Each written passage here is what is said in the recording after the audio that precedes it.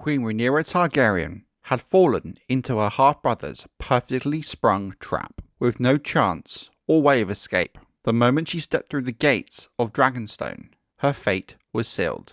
Septon Eustace, a man who had no love for the Queen, tells us Rhaenyra laughed when she beheld the ruin of Sunfire the Golden Dragon, the most splendid dragon ever to take to the skies, now nothing more than a broken ruin on his deathbed. Whose work is this? We must thank him, the Queen mocked. Mushroom, who had much love for the Queen, tells a very different tale altogether. In his account, Rhaenyra says, "How has it come to this? Perhaps in these final moments, the Queen finally saw the farce the Dance of the Dragons had become, with both sides broken while mourning countless personal losses." Both accounts agree that the next words were spoken by the king. "Sister," he called down from the balcony. Unable to walk or even stand, he had been carried there in a chair, his broken legs strapped up. The hip shattered at the Battle of Rook's Rest had left Aegon bent and twisted. His once handsome features had grown puffy from milk of the poppy, and burn scars covered half of his body. Yet Rhaenyra knew him at once, and said, "Dear brother, I had hoped you were dead." "After you," Aegon answered. "You are the elder. I am pleased to know that you finally remember that," Rhaenyra answered. "It would seem we are your prisoners, but do not think that you will hold us long. My little lords will find me. If they search the seven hells, may perhaps," the king made answer. His men tore Rhaenyra from her son's arms. Some accounts say it was Sir Alfred Broom who had hold of her arm. Others named the two Toms, Tanglebeard the father and Tangletongue the son. Sir Marsden Waters stood witness as well, now clad in a white cloak, but King Aegon had named him to his Kingsguard for his valour whilst taking Dragonstone. Yet neither Waters nor other knights present in the yard spoke a word of protest as King Aegon II delivered his half-sister to his dragon. Sunfire, it is said, did not seem at first to take any interest in the offering until Broom pricked the Queen's breast with a dagger. The smell of blood roused the injured dragon, who sniffed at Rhaenyra, then bathed her in a blast of flame, so sudden that Sir Alfred's cloak caught fire as he leapt away.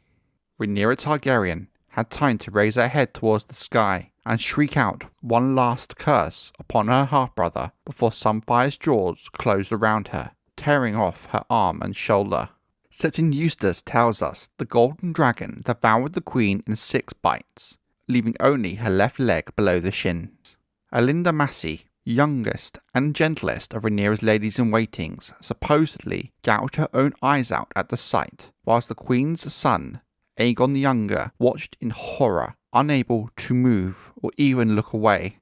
Rhaenyra Targaryen, the realm's delight and half-year queen, passed from this vale of tears upon the 22nd day of the 10th moon of the 130th year after Aegon's conquest. She was 33 years of age. Sir Alfred Broom argued for killing Prince Aegon as well, but King Aegon forbid it.